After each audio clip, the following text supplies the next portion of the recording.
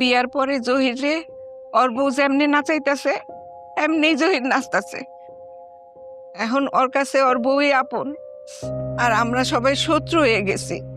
মা, আমি তো তোমরা সাথে শত্রুতামি করতেছি না, তোমরাই শত্রুর মতো আমার সাথে আচরণ করতেছো। না রে, আমরা তোর লগে শত্রুর মতো আচরণ করতেছি না। আমরা তোর ভালো চাই, সেটা তুই এখন বুঝতেছ না। আমগো ভালো আপনার চাইতে হইব না। আমগো লেগে কোনটা ভালো কোনটা খারাপ এটা আমরা ভালো করে বুঝছি।